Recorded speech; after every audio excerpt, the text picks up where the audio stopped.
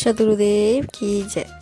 कल्याणमय परमात्मा ज्ञान के मर्मज्ञ एवं पूर्ण सत्यानुभवी समर्थ सद्गुरुदेव का अद्भुत रहस्य सामान्य जीव नहीं जानता।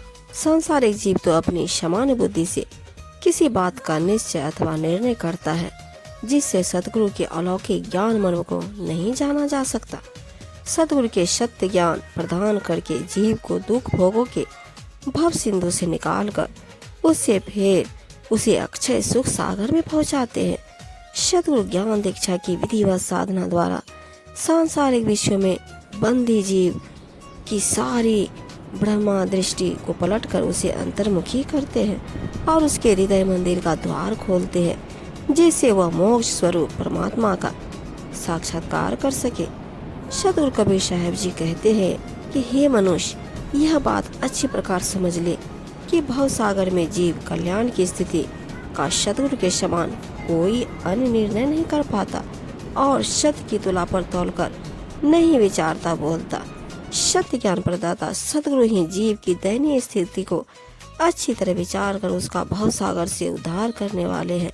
परंतु अज्ञानी जीव सत्य ज्ञान की औषधि बहुत प्यारी लगती है, जो अमृत रसों से भरी है। सद्गुरु का सत्य ज्ञान उपदेश सांसारिकता से परे अमृत रस से पूर्ण होता है।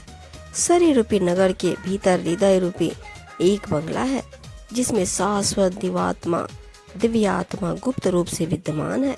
सद्गुरु द्वारा उसका पूर्ण परिचय एवं अनुभव होना ही उस औषधि को पाना है, जिससे परम सुखदायी वैराग्य भाव उत्पन्न हो जाता है।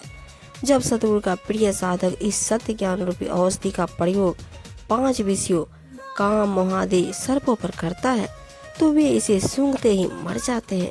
इसी प्रकार 25 प्रकृति अथवा विभिन्न मानसिक एवं शारीरिक विकार रूपी नागिनी इसके प्रभाव से समाप्त हो जाती है।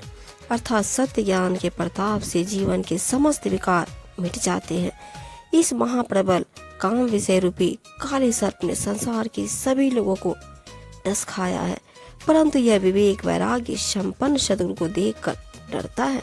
सद्गुरु कबीर साहब जी कहते हैं, सद्गुरु के सत्संगी जन परिवार को प्राप्त यह सत्य ज्ञान रूपी औषधि उन्हें भव सागर से तार देती है।